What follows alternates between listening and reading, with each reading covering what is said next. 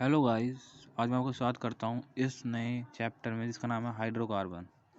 Hydrocarbon सबसे पहले हम हाइड्रोकार्बन में क्या पढ़ते हैं? हाइड्रोजन, जो कि हाइड्रोकार्बन मतलब हाइड्रोजन और कार्बन से मिलके जो बनता है। सबसे पहले हम बात करते हैं एल्कीन की। एल्कीन बेसिकली क्या होता है?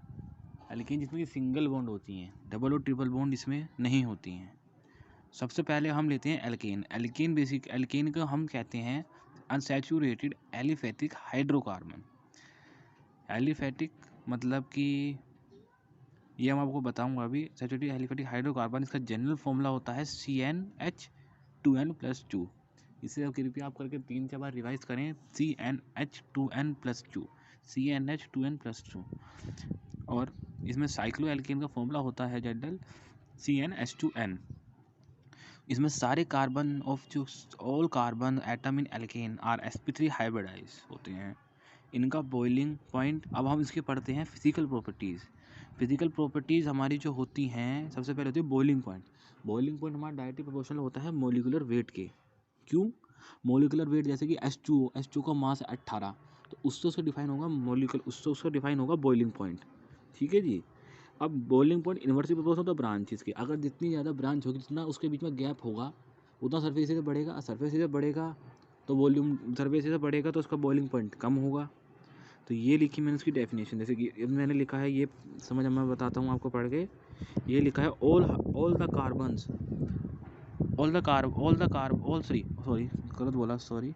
All the branches increase the surface area and decrease hence weak forces become weak and hence boiling point is weak. मतलब मैं कहने मतलब ये है, all branches increase with increase surface area and decrease.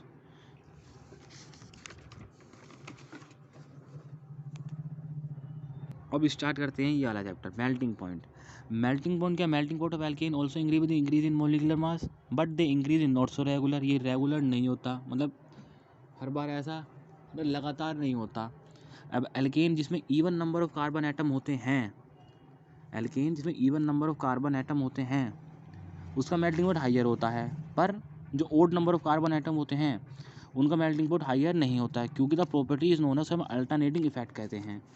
ऐसा क्यों होता है कि ऐसा क्यों होता है कि भाई हमारा मोलिकुलर वेट मतलब इवन नंबर का ज़्यादा होता है? क्योंकि alkane with even number of carbon atom, alkane with even number of carbon, alkane में जो even number of carbon atom हैं, गेट पैक क्लोजली, ये बहुत पास होते हैं। और ड्यू टू सिमेट्रिकल स्ट्रक्चर, क्योंकि इनका सिमेट्रिकल स्ट्रक्चर होता है, उसकी वजह से alkane number having more melting point. As a resultant, the attractive forces between individual chain or greater, hence melting point is higher. इसका मतलब यही है, अगर उसमें अट्रैक्शन ज़्यादा होगी, जिसकी वजह से उसका मेल्टिंग पॉइंट हाइयर होगा। अब आते हैं डेंसिटी पे। Density at alkanes are least dense among the organic compound. Alkane बहुत कम डेंस होता है और दूसरे कंपाउंड के बटकी, जैसे कि alkanes both normal and cycloalkanes insoluble in water. Alkanes जो होते हैं नॉर्मल, और साइक्लो एल्केन्स जो होते हैं वो हमारे इनसोल्युबल होते हैं वाटर में, क्योंकि वो लेस डेंस होते हैं। लेस डेंस मतलब कि बहुत उनकी डेंसिटी इतनी कम होती है, जैसे कि ऑयल है, लेस डेंस है क्योंकि उसमें डेंसिटी इतनी कम है ऑयल की, तो पानी में भी वो ऊपर आ जाता है, देखते होगे आप। डेंसिटी मीन्स ये कि बहुत, मतलब पानी से भी कम डेंस, मतलब कि भारीपन उसमें नहीं है, उतना हल्का है, इतना लीस्ट डेंस है, मतलब वो सोल्युबल है ही नहीं अल्केन, मतलब वो रिएक्ट में सोल्युबल है ही नहीं।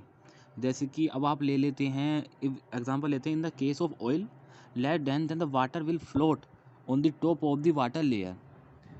ये बात अगर आप नहीं समझे तो मैं बताता हूँ। Oil is less dense